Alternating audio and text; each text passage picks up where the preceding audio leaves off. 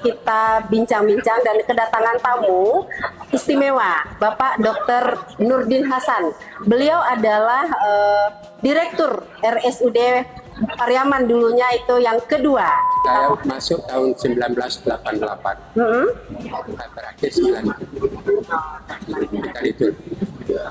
Kalau dulu seperti apa kira-kira gambaran rumah sakit Pariaman seingatnya Bapak nih? Dulu kan belum jadi ibu kali sebagai direktur kejar lagi. Walaupun sifatnya partai, sifatnya Selamat datang di podcast RSM-nya. Kami siap memberikan informasi edukasi kesehatan dengan cepat, ramah dan melayani.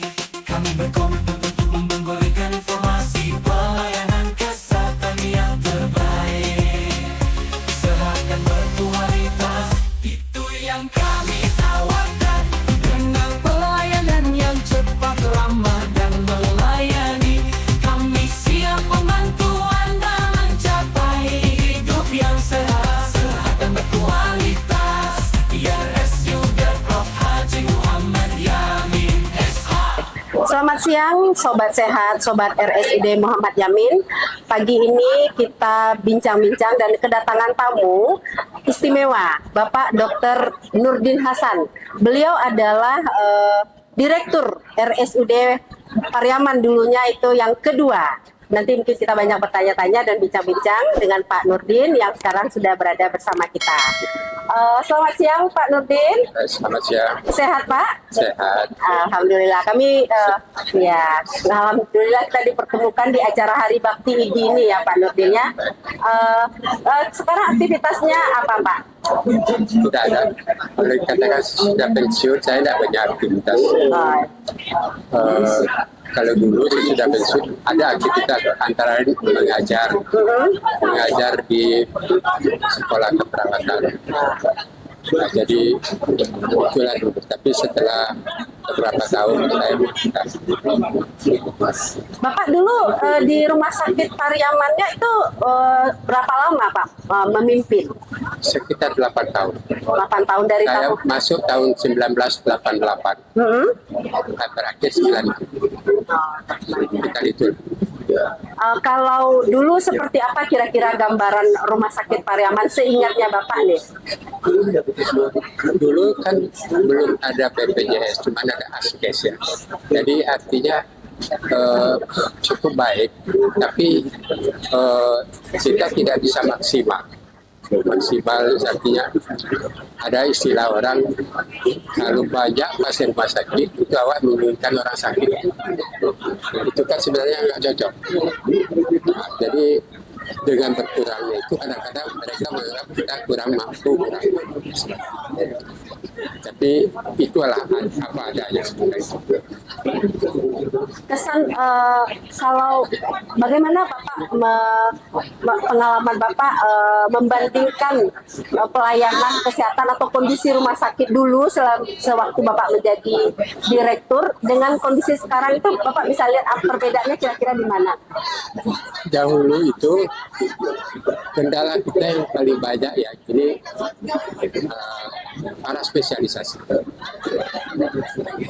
Para spesialisasi ketika zaman itu kalau ini kan umpamanya kalau ada tersinggung saya mohon maaf. Ya. Karena para spesialisasi ketika itu kan masih baru. Jadi sepertinya kita sangat tergantung pada mereka. Kalau mereka satu dan sebab lain nanti ada masalah atau bagaimana, kita selalu disalahkan karena mereka sedikit. Tapi seiring waktu kita coba juga lah bagaimana memanage itu dengan ada spesialisasi. Karena rumah sakit itu sudah tipe C, tidak mungkin lagi kembali ke bawah. Jadi mau tidak mau spesialisasi harus ada. Jadi ada 4 spesialisasi.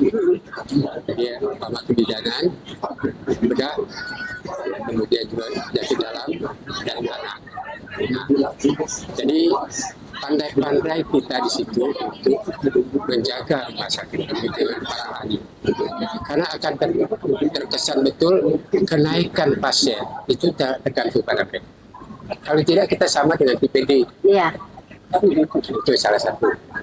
Kalau Bapak lihat perkembangan Rumah Sakit Pariaman saat ini gimana Pak? Ya, sekarang ini saya rasa juga para spesialisasi itu sudah semakin banyak dan direktur tidak usah takut nampaknya. Kalau dia tidak suka dan tidak senang, mereka bisa pergi.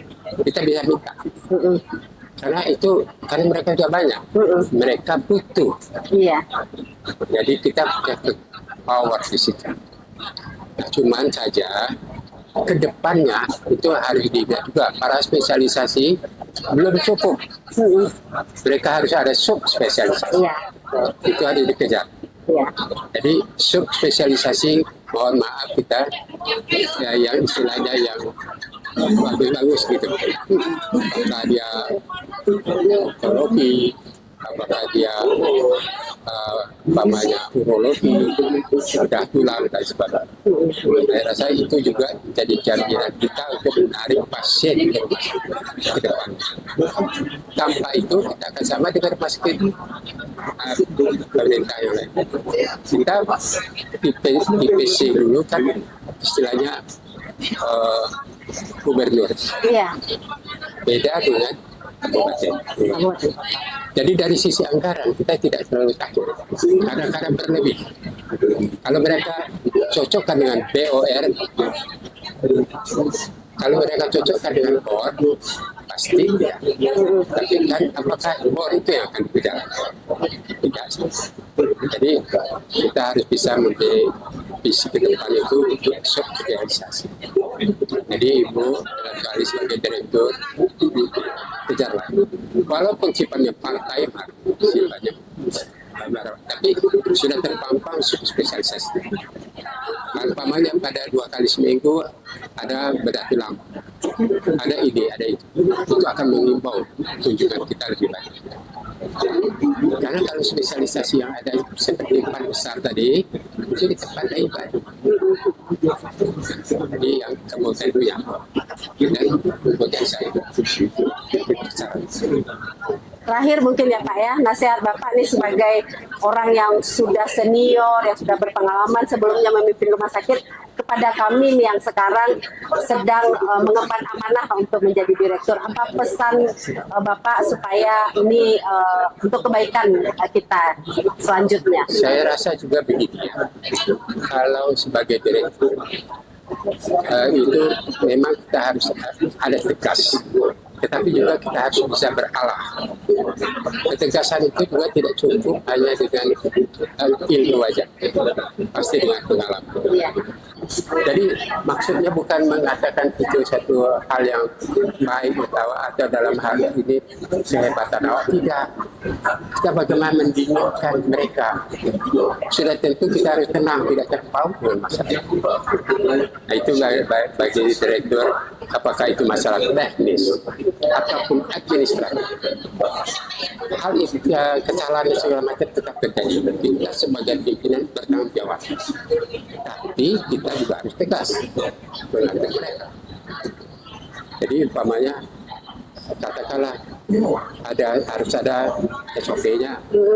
Sepanjang SOP dijalankan dengan baik, tidak masalah. Katakanlah ada inform konsen. Kalau inform konsen itu betul, tidak masalah. Tapi kalau inform konsen tidak ada, bagaimana? Direktur akan menolong mereka. Mereka masuk penjara.